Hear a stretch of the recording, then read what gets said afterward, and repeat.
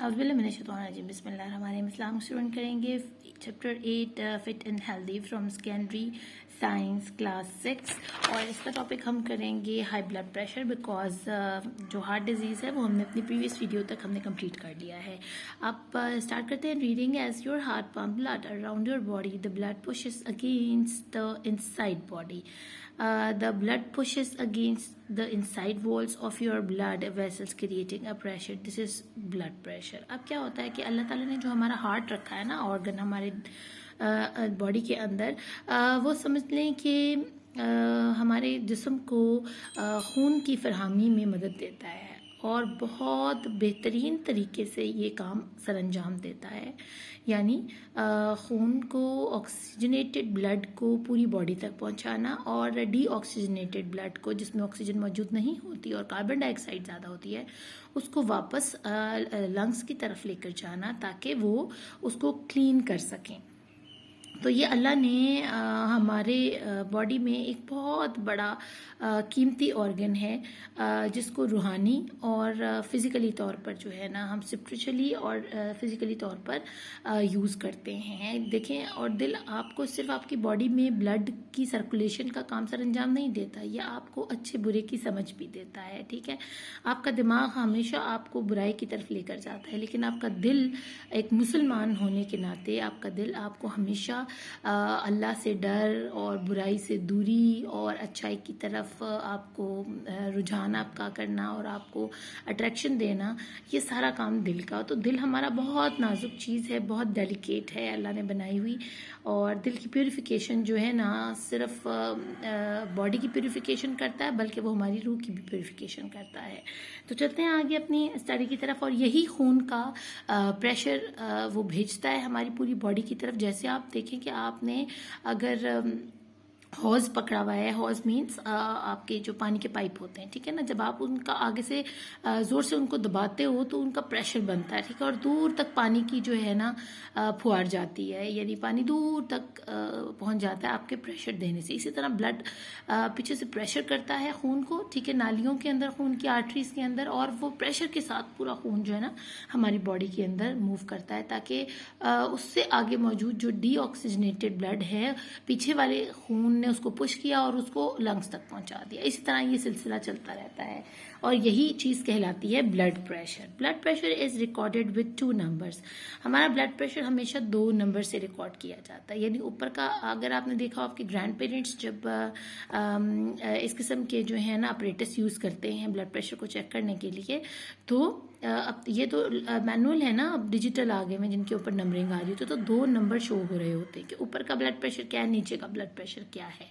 The higher number called systolic pressure is the force at which your heart pumps blood around your body। वो होता है जिससे, अब देखिए मैं आपको ना यहाँ प्यारा सा एक दिल बनाती हूँ, वैसे हार्ट हमारा ऐसे नहीं होता लेकिन मैं आपको बता रही हूँ, ठीक है। अब यहाँ से जो हमारी आर्टरीज जा रही है ना, ठीक है, और यहाँ हमारा ब्लड वापस उनको ले रहा है, पीछे से ये हमारा ऑक्सीजन है और यहाँ पर एक और ब्लड का सिस्टम है, ठीक है ना, तो जो कंट्रोल कर रहा है। अब यहाँ से जो प्रेशर लगा है ना, खून यहाँ आया है और दिल ऐसे करके बंद हुआ है जोर से और उसने ब्लड को इधर ट्रांसफर कर दिया है। अब इसका ये वाला जो है ना जिसमें आपका ब्लड पूरी बॉडी की तरफ जा रहा है यहाँ से, ये कहलाता है सिस्टोलिक प्रेशर, जिसमें हमें पता चलता है कि हमारा हार्ट अच्छे तरीके से ब्लड को प्रेशर में ला रहा है पूरी बॉडी में ले जाने के लिए, या हमारा हार्ट ढीला ढाला है, हल्के से प्रेस कर रहा है या फिर जोर से प्रेस करके खून को आगे की तरफ लेकर जा रहा है। ठीक है, तो पहला नंबर तो हम यहाँ बताते हैं कि यहाँ बताते हैं ये सिस्टोलिक प्रेशर है। Second one is the lower number called diastolic pressure is the resistance to the flow of blood in the blood vessels. Both are measured in millimeters of mercury mmHg। अब क्या है कि ये जो हमारे पास यहाँ पर अपरेटस रखा हुआ ना, इसके अंदर एक इस जगह पर एक मीटर लगाया होता है, नैनोमीटर होता है, उसको उसमें हम मिलीमीटर्स की तरह ऐसे करके लिखा होता है, ऐसे करके, ठीक है ना, एक रीडिंग्स इधर जा रही होती हैं, एक रीडिंग्स यहाँ जा रही होती हैं, ठीक है। ऐसे करके मरकरी का लेवल ऊपर जाता है, फिर आहिस्ता आहिस्ता नीचे आता है। और जो हमारे कानों के अंदर उन्होंने वो लगाया होता है ना, मेरे इस वक्त जहन में नाम नहीं आ रहा है, जो डॉक्टर यूज़ करते हैं आपकी हार्ट बीट को चेक करने के लिए या आपकी कोई भी ब्रोंकियल सिम्टम्स को चेक करने के लिए आपकी चेस्ट पर लगाकर चेक करते हैं, जो ये है स्टेथोस्कोप। तो इस स्टेथोस्कोप के ज़रिए धड़कन महसूस करते हैं वो, ठीक है ना। अगर यहाँ पर 120 है ना, ठीक है, तो यहाँ 70 होनी चाहिए। 120 70 जो ना एक बहुत नॉर्मल किस्म के जो इंसान है ना उसकी ये हार्ट बीट्स आनी चाहिए while checking the blood pressure. यानी ऊपर से ब्लड 120 के हिसाब से जा रहा है और फिर आगे जाके स्लो हो रहा है 70 के ऊपर, यानी नॉर्मली हमारी बॉडी में आराम से मूव कर रहा है ब्लड, ठीक है ना। तो ऊपर वाला जो हमारा नंबरिंग है वो क्या कहलाती है, सिस्टोलिक मेजर, ठीक है, और नीचे वाला डायस्टोलिक मेजर।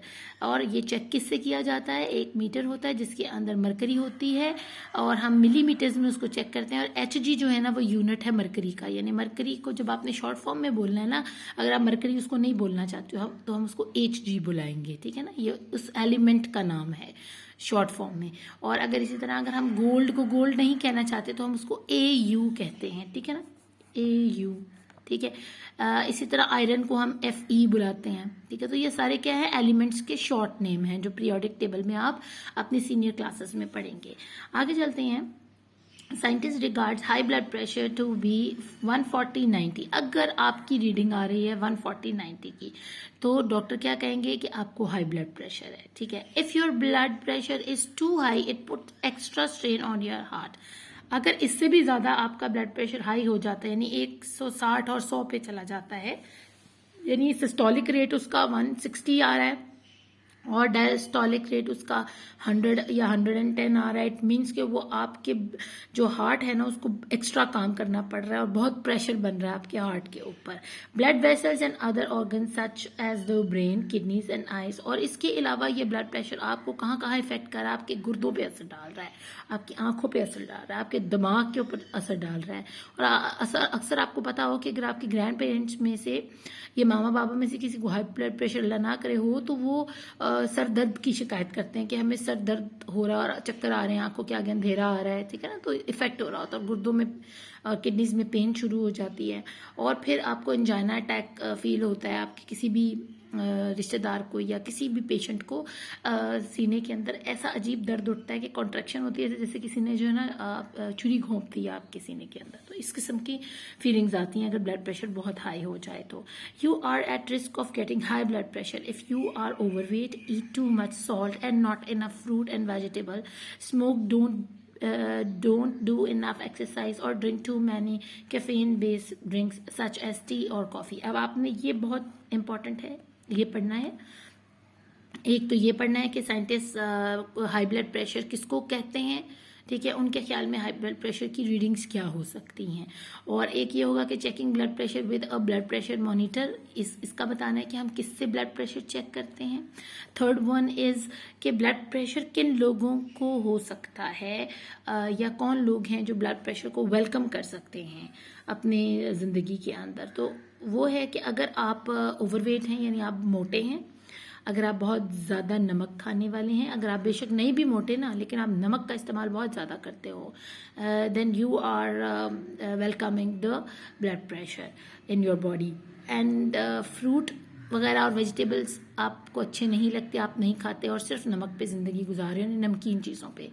और अगर आप स्मोकिंग करते हैं, सिगरेट वगैरह पीते हैं और एक्सरसाइज नहीं करते और पानी भी ज़्यादा नहीं लेते, ठीक है ना, और ज़्यादा चाय पीते हो, बहुत ज़्यादा चाय वाली या फिजी ड्रिंक्स लेते हो या कैफीन वाली ड्रिंक्स लेते हो, लाइक जो मैरी बेवरेज के ये जो सोडाज निकले हुए ना ये और रेड बुल वगैरह, ये सब बहुत ख़तरनाक है। तो ये सारे इन्हीं कैफीन बेस्ड ड्रिंक्स में आते हैं। और इसके अलावा टी और कॉफ़ी जो है ना वो तो है ही, उसमें कैफीन होती है, लेकिन डॉक्टर्स कहते हैं कि कैफीन कुछ हद तक बेहतर है, लेकिन अगर आप उसको एडिक्टिव हो जाते हो यानी एक दिन में 4-5 चाय के कप जो है ना अंदर ले जाते हो अपनी बॉडी के, तो आप समझ लो कि आप नशे बन गए हो, आपको नशा हो गया है। आगे चलते हैं हेपेटाइटिस की तरफ। Hepatitis is an inflammation of the liver. अब हेपेटाइटिस है क्या, जब आपका लिवर जो है ना काम करना बंद कर देता है और उसके ऊपर दाने बन जाते हैं, आपका लिवर बिगड़ जाता है, आपका लिवर गल सड़ जाता है, काला तो पहले ही होता है वो, लेकिन वो रेडिश काला होता है। फिर जब वो पूरा ब्लैकिश हो जाता है ना, और उसमें गड़े बन जाते हैं और उसके ऊपर छाले बन जाते हैं, तो आप हेपेटाइटिस का शिकार हो जाते हो। और हेपेटाइटिस के भी ऐसी कंडीशंस हैं जिनमें से आप बाहर वापस आ सकते हो, यानी ए बी आप रिकवर कर जाते हो। लेकिन अगर हेपेटाइटिस सी किसी को हो जाता है तो वो फिर उसका जो है ना रिकवरी बहुत स्लो होती है। If this becomes serious, it can lead to permanent scarring of the liver called cirrhosis. अब क्या हो रहा है कि अगर आप इसकी ऐसी सीरियस स्टेज पर हो, लाइक हेपेटाइटिस सी हो चुका है आपको, तो आपका लिवर टोटली सुराख हो जाएंगे उस लिवर के अंदर, ठीक है, और बड़े बड़े छाले और दाने बन जाएंगे उसके ऊपर, और आपकी ज़िंदगी जो है ना वो ख़तरे में होगी। और लिवर फेलियर हो जाएगा। जब लिवर फेलियर हो गया, आपको पता है कि लिवर का क्या काम है। लिवर हमारे जिस्म के सारे गंदे खून को साफ करता है और उस गंदे खून को अपने स्टोर में ले जाकर, लेबॉर्ट्री में ले जाकर इनसाइड द लिवर साफ कर कर neat clean pure red blood cell generate करता है, ठीक है ना। और अगर हम अपने लिवर का ख्याल नहीं रखते तो ये हेपेटाइटिस सी लिवर कैंसर में चेंज हो जाता है, causing severe illness and oh even death. और इससे आप इतने शदीद बीमार हो जाते हो कि आप के जो पास आउट करने के रास्ते हैं ना जिस्म में से, जहाँ से आप वॉशरूम वगैरह जाते हैं करते हैं, तो वहाँ से फिर आपको खून आना शुरू हो जाता है और मुंह से खून की उल्टियाँ आना शुरू हो जाती हैं। तो ये बहुत ख़तरनाक बीमारी है। Common symptoms of hepatitis are yellowing of the skin and the whites of the eyes. अब वाइट्स ऑफ द आइज क्या है? आपकी स्किन जो है वो पीली पड़ना शुरू हो जाएगी। लेकिन ये हेपेटाइटिस की जो अर्ली स्टेजेस होती है ना, उनको जॉइंटिस कहा जाता है, यरकान कहा जाता है। उसमें से बंदा बहुत जल्दी, बच्चों को भी हो जाता है, वो छोटे बच्चों को या नॉर्मल एज के बच्चों को भी हो जाता है, लेकिन वो इतना ख़तरनाक नहीं होता। उससे आप रिकवर कर जाते हो विद इन 13-14 डेज। अगर आप इनटेक करते हो lots of water and fresh fruits और आप दलिया वगैरह लेते हो तो बहुत जल्दी रिकवर करते हो। लेकिन अगर हेपेटाइटिस की फर्स्ट स्टेज पर आप चले गए और यरकान आपका जब बिगड़ जाता है, जॉइंटिस बिगड़ जाता है, तो आपकी first stage hepatitis A start हो जाता है। उसमें आपकी पूरी स्किन येलो हो जाती है और आपकी आंखों के जो ये वाइट वाला पार्ट है ना, ये भी येलो होना शुरू हो जाता है। There are number of ways that the liver can become inflamed, so there are several kinds of hepatitis. अब आपको ये नहीं पता कि आपका लिवर किस तरह डैमेज हुआ है। क्या आप स्मोकिंग कर रहे थे? क्या आप बहुत ज़्यादा मिर्चें खाते थे? क्या आप गंदा पानी पीते थे? या आप जो खाना खा रहे हैं वो ठीक तरीके से धुली हुई सब्जियों या गोश्त का नहीं था?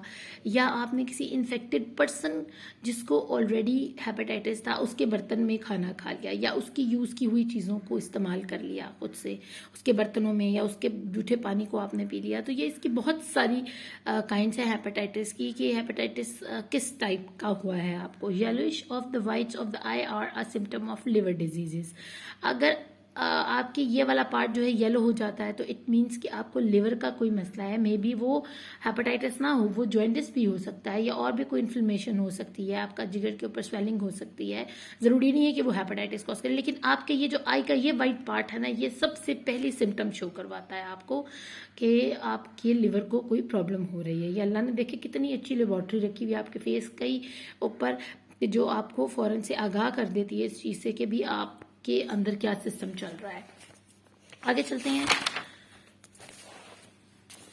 Hepatitis A is caused by a virus which can be spread by contact with another person, eating raw seafoods or drinking water with the virus in it.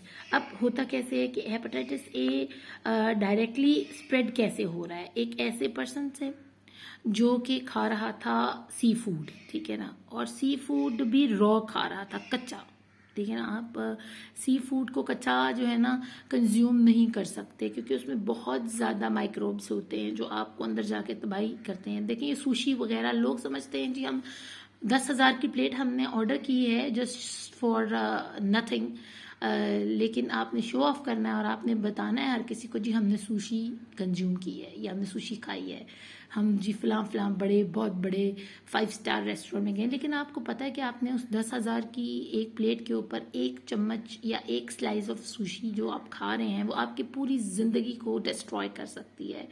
सिर्फ थोड़ी देर की वो रौनक या थोड़ी देर की वो शोबाजी या थोड़ी देर की वो टिकटॉक या थोड़ी देर की वो व्हाट्सएप स्टेटस जो है ना आपको तबाह कर देगा।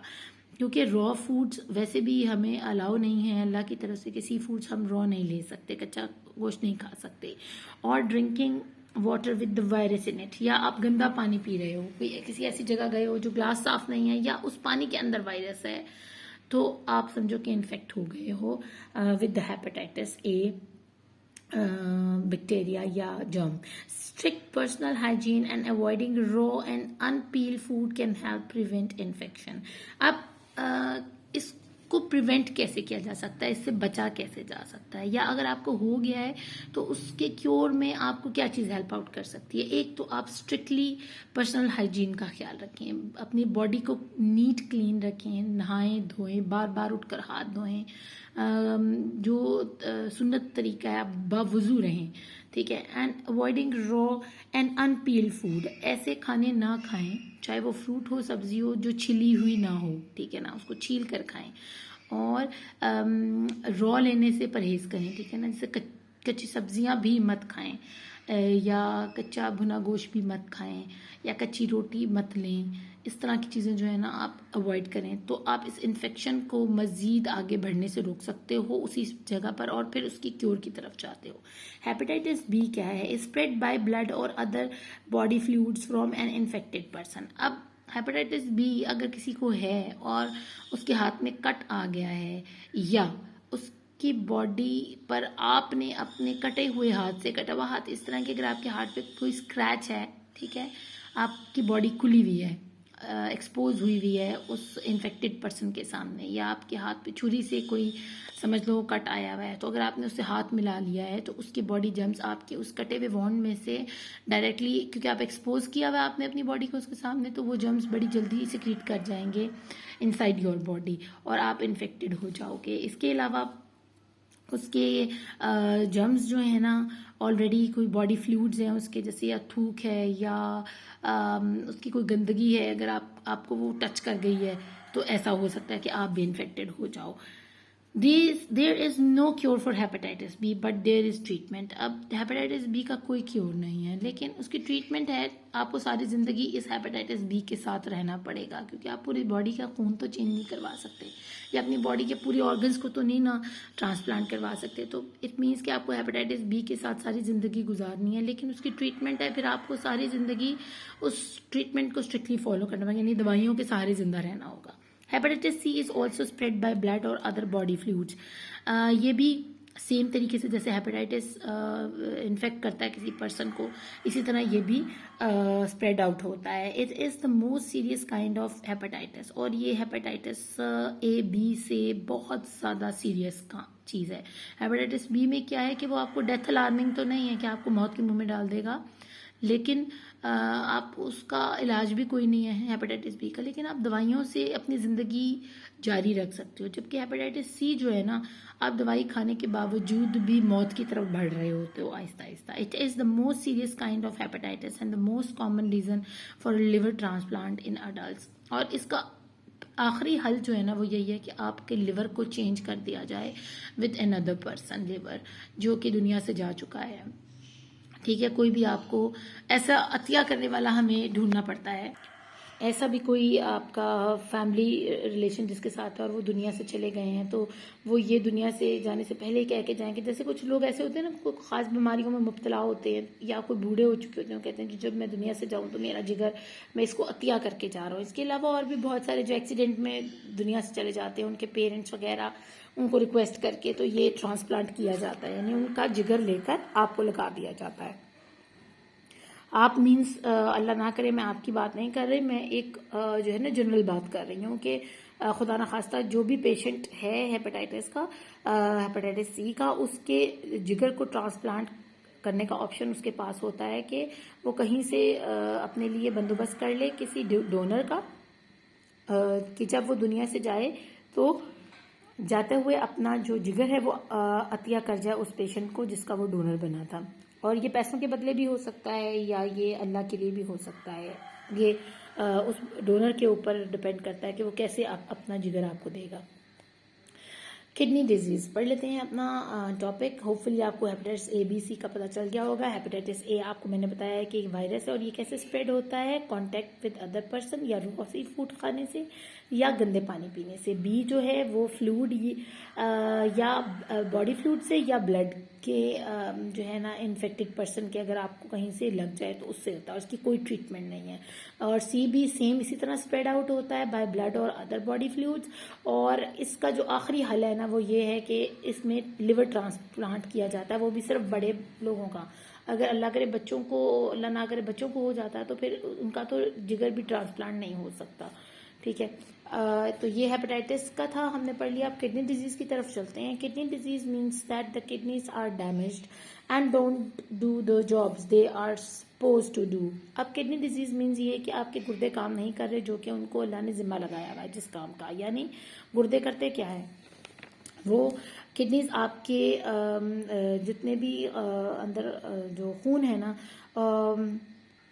उनका काम यही है कि वो फिल्टर करें पानी को और आपके खून के अंदर जो गंदे खलियात हैं उनको, जितने भी ब्लड सेल्स गंदे हैं उनको साफ करें और पेशाब को पैदा करे, ठीक है ना। यानी ऐसा लिक्विड पैदा करे जो आपके जिस्म में से वो गंदे खलिए और एक्स्ट्रा पानी को जो है ना फिल्टर करके ले जाए आपके जिस्म से बाहर और आप यूरिनेट करके अपने आप को क्लियर कर सको अपनी बॉडी को। तो the kidneys also balance the salt and minerals in the blood. और इसके अलावा ये आपके जिस्म के जो खून है ना उसके अंदर मौजूद मिनरल और सॉल्ट को बैलेंस रखती है, ठीक है ना। यानी आपके ब्लड फ्लो के अंदर कितने मिनरल्स होने चाहिए, कितना सॉल्ट रेट होना चाहिए, उसको मेंटेन रखती है। Kidney disease is usually the result of other diseases putting a strain on the kidney. अब आपकी किडनी के ऊपर धब्बे पड़ने शुरू हो जाएंगे, ठीक है, जब आपकी किडनी इन्फेक्टेड हो जाती है।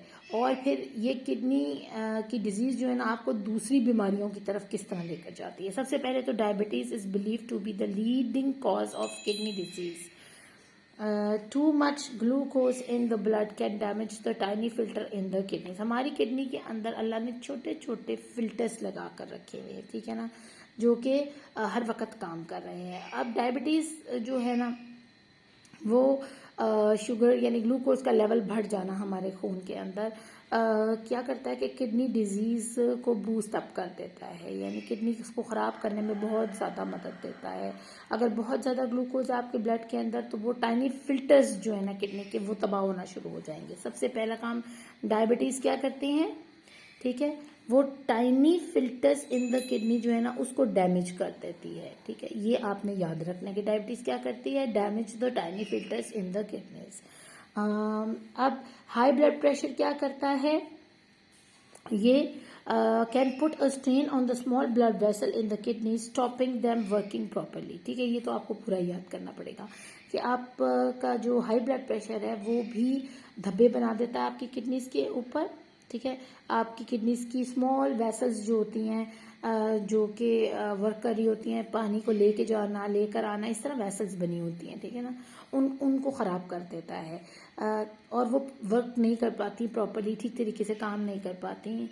और क्या होता है कि आपका जो साफ जिस्म के खून का जो सिस्टम है ना वो साफ करने का ख़राब हो जाता है। यानी आपके खून से जिस तरह वो एक्सेसिव वाटर को फिल्टर करना या आपके खून में से गंदे खलियात को निकालना, गंदे ब्लड सेल्स को या किसी भी किस्म के जर्म्स को वो फिल्टर करने वाली जो सलाहियत होती है ना वो इनकी ब्लड वेसल्स की ख़त्म हो जाती है और वो अब ठीक तरीके से काम नहीं कर पाती। इसका मतलब है कि आपका खून और गाढ़ा होना शुरू हो जाता है, बुरा होना शुरू हो जाता है। अब खून गाढ़ा होगा तो क्या होगा, वो हार्ट डिजीज़ की तरफ जाएगा।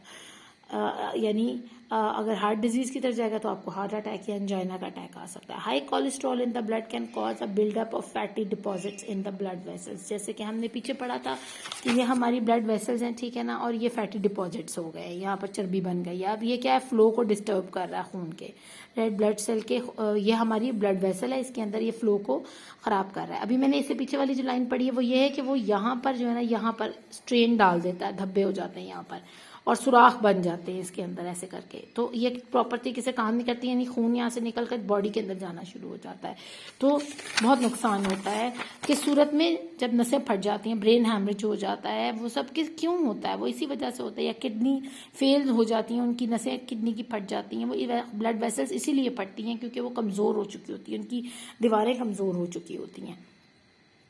और अब जो हाई कोलेस्ट्रॉल है वो भी मैंने आपको दिखाया है कि वो डिपॉजिट हो जाता है आपकी ब्लड वेसल्स के अंदर, और अच्छे तरीके से खून का जो फ्लो है ना किडनीज को वो नहीं जाता, जिसकी वजह से उनको ताकत नहीं मिलती हो और वो बिल्कुल डेड हो जाती हैं. So by eating and drinking those things that prevent diabetes, high blood pressure and high levels of cholesterol in the blood will greatly improve your chance of avoiding kidney diseases. और इसमें roughage आपको बहुत काम देगा कि roughage जितना भी food है ना वो आपको इनटेक करना जरूरी है, यानी फाइबर, हाई फाइबर डाइट आपको लेनी जरूरी है, ताकि अगर आप प्रिवेंट करना चाहते हो हाई ब्लड प्रेशर को, आप प्रिवेंट करना चाहते हो डायबिटीज को, या प्रिवेंट करना चाहते हो कोलेस्ट्रॉल लेवल को इन द ब्लड, तो आपको फाइबर वाली ग़िज़ाएं ज़्यादा लेनी है, फाइबर डाइट की तरफ फोकस करना होगा. The amount of iron in a piece of a beef is double when it is minced in an iron mincer ready to make burgers. अब क्या हुआ, जो आयरन की मिकदार है ना हमारे जो बीफ का जो ये पीस है, समझो ये हमारे बीफ का एक पीस है, ठीक है, ऐसे करके बना देती हूँ, बड़े गोश्त का टुकड़ा है. बड़ा गोश्त क्या होता है, ये गाय का या बैल वगैरह का जो हम बड़ा गोश्त घरों में पकता है, ठीक है. अगर तो वो ये एक टुकड़ा है और अगर आप इसको रॉ पका रहे हो, it's good to have it. क्यों? क्योंकि इसमें जो जितनी मिकदार आयरन की है ना वो बढ़ जाएगी अगर आप इसको कीमा बना लोगे, जैसे हम कीमा मटर बड़े शौक से खाते हैं या कीमे के कबाब बनाकर बड़े शौक से खाते हैं, और आप उसको आयरन मिक्सर में डाल रहे हो. कीमा बनाने वाली मशीन वो भी लोहे की बनी हुई है, और आप इसका कीमा बना रहे हो, तो क्या हो रहा है कि इसके अंदर कुदरती तौर पे जो आयरन मौजूद है वो क्या हो जाएगा, वो मल्टीप्लाई हो जाएगा डबल, यानी उसमें और ज़्यादा आयरन आ गया जो कि आपको नहीं चाहिए. कुदरती तौर पे जितना मौजूद है बस उतना ही आपको चाहिए था, अब आपने क्या किया, आर्टिफिशियली एड अप कर दिया, उसमें आयरन की मिकदार को बढ़ा दिया, और उसी मिन्स हुए हुए कीमे से आपने ये कबाब बनाए और उनको मज़े से केचप डालकर बर्गर बनाकर जो है ना कंज्यूम कर दिया. और इसका मतलब है कि आपने डबल मिकदार आयरन की ले ली जो कि आपको नहीं चाहिए थी. और ये फिर अगर आप सॉफ्ट ड्रिंक वगैरह लेते हैं, फिजी ड्रिंक्स लेते हैं, इसको हजम करने के लिए बर्गर को, आपको पता है बर्गर खाएं तो आप बल्कि फील करते हो बहुत ज़्यादा, तो यही वजह होती है, क्योंकि मिन्स कीमा जो है ना उसमें दुगनी मिकदार बढ़ जाती है आयरन की. तो ये आपने अच्छे से याद रखना. चलते हैं टेस्ट योर सेल्फ की तरफ.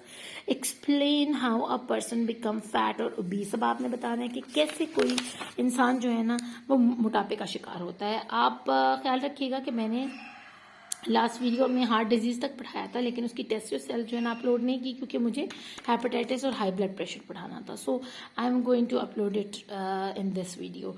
तो पर्सन यहाँ से पढ़ना है आपने. We can become ill in other ways if we eat too much और do not take enough exercise we become fat और ओबीज. अ पर्सन यहाँ से लेकर इफ वी से, ठीक है, यहाँ इफ वी से स्टार्ट करना है और हार्ट डिजीज तक. ये हमारा हो गया फर्स्ट क्वेश्चन का आंसर. What is diabetes. तो डायबिटीज क्या है, डायबिटीज का आंसर है यहाँ से लेकर यहाँ तक, जब हमारा शुगर लेवल जो है ना सॉरी यहाँ तक प्रॉपरली तक. Diabetes is a condition where your body does not make enough insulin, or in the insulin it does not work properly. या वो आपकी बॉडी इंसुलिन ही ना बनाए, या जो वो इंसुलिन बना रही है वो इस काबिल ना हो कि वो लेवल को कम कर सके ग्लूकोज के. तो ये होती है डायबिटीज. तो आप समझें कि आप डायबिटीज का शिकार हो गए हैं. बी है name 2 health problems cause by diabetes. 2 health problems बतानी है हमने. उसमें हमारे पास यहाँ पर हार्ट डिजीज आ जाता है, ठीक है ना, और इसके अलावा ब्लाइंडनेस आ जाती है, या इवन लिम एम्पुटेशन आ जाती है, ठीक है ना. तो पीपल विद से कर लें, यहाँ से पीपल विद से यहाँ तक, तो ये सारा ये लाइन आपके पास आ जाएगी. और ये पेज नंबर है 102. आगे चलते हैं. हमारे पास क्वेश्चन है name 2 diseases of the heart. The 2 diseases of hearts are angina या थ्रोम्बोसिस. यहाँ आप देखें, यहाँ लिखा हुआ है, ठीक है ना, एक एंजाइना है, एक थ्रोम्बोसिस है. ये दोनों नाम आप लिख दीजिएगा. Describe something you would do to the avoid getting high blood pressure. और ऐसे 2 वजूहात बताएं, कोई ऐसी 2 चीज़ें बताएं कि आप ब्लड प्रेशर को जो है ना अवॉइड कर सकें. We should avoid blood pressure किस तरह कि हम जो है बाय तो आप इसका आंसर जो है ना यहाँ की बजाय जो है ना मैं आपको यहाँ से ही बता देती हूँ, ठीक है। आप इसको थोड़ा सा चेंज करना पड़ेगा। जैसे कि यहाँ पर लिखा हुआ है ना कि you are at risk of getting high blood pressure if you are overweight, eat too much salt and not enough fruit and vegetables. तो आपने यहाँ करना है don't eat too much salt and have enough fruit and vegetables, do not या don't smoke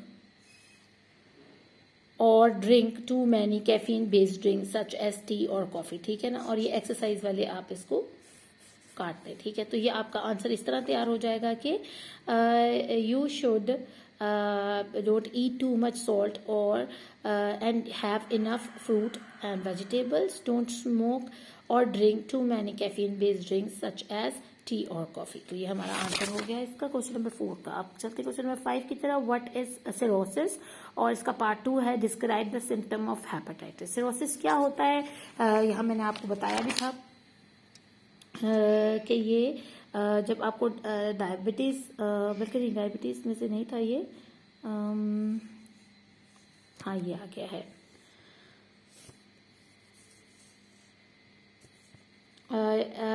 scaring of the liver called cirrhosis, ठीक है, due to hepatitis. आपने ऐसे लिख देना है, स्कारिंग या परमानेंट स्कारिंग भी आप कह सकते हो, permanent scarring of the liver called cirrhosis cause by hepatitis. तो ये इसका आंसर बनता है। नेक्स्ट टाइम जो है ना मैं कोशिश करूंगी कि मैं इनके सबके आंसर्स जो है ना, आजकल देखिए मेरे पास बहुत हेक्टिक है, काम का बहुत लोड होता है चारों तरफ से, तो मेरे लिए बहुत प्रॉब्लम हो जाता है इसको जो है ना प्रॉपर तरीके से एडिट करना, फिर 4-5 किस्म की एप्लीकेशन है उनको लेकर चलना। फिर आपको पता है रमज़ान भी था, तो अब क्योंकि रमज़ान हमें अलविदा हम कर रहे हैं रमज़ान को, तो शायद अब मेरे पास इतना टाइम बच जाए कि रोज़े में आपको पता है काफ़ी डिफ़िकल्टी होती है मुझे सब कुछ को मैनेज करने में ना, कि इफ्तारी भी है, सहरी भी है। तो सॉरी फॉर दैट। आप मुझे सपोर्ट करते हैं, मुझे बहुत खुशी होती है, मेरे बच्चे बहुत प्यार मोहब्बत से मेरे से पढ़ते हैं, ठीक है ना, और मेरी प्रॉब्लम्स को भी जो है ना मेरे साथ हैंडल करवाते हैं। तो थैंक यू वंस अगेन। मैं इंशाल्लाह ताला कोशिश करूँगी कि मैं एडिट करूँ सब आंसर्स को, ठीक है, और फिर मैं इसको अपलोड कर दिया करूँ ताकि आप आराम से काम उतार लो by looking at the mobile screens, कि आपको मसला नहीं होना चाहिए। बस ये एक दो दिन आपको थोड़ा सा मेरे से ना सपोर्ट करना पड़ेगा मुझे। What is a good source of vitamin, अच्छा सॉरी मैंने ये आपको बता दिया। What is cirrhosis, describe the symptoms of hepatitis.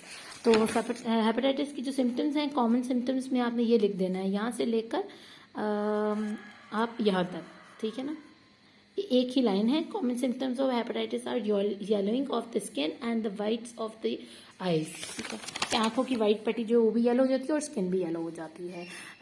Last question is what is a good source of vitamin C. Vitamin C किस में मिलता है, is found in citrus fruit and leafy vegetables. तो आप यहीं से ये आंसर कर लीजिएगा। और what would happen to you if your diet was lacking vitamin C, जब आपकी जो डाइट है उसमें विटामिन सी की कमी होगी तो क्या होगा। If over diet was lacking vitamin C, diseases cause scurvy is caused by, if over diet was lacking vitamin C, ठीक है ना। अब यहाँ से इसको आपने करना है, vitamin C disease cause scurvy, ठीक है, या डेफिशिएंसी। यहाँ डिजीज नहीं लिखना, ये बच्चे ने ना डिजीज लिखा हुआ है। विटामिन सी डेफिशिएंसी यहाँ आपने लिखना है, deficiency cause scurvy if over diet was lacking the vitamin C. तो ये इतना सा आंसर था इसका। होपफुली आपको इसकी अच्छे से समझ आई होगी। अपना खूब ख्याल रखिएगा। Thank you for watching. अल्लाह ने के बाद।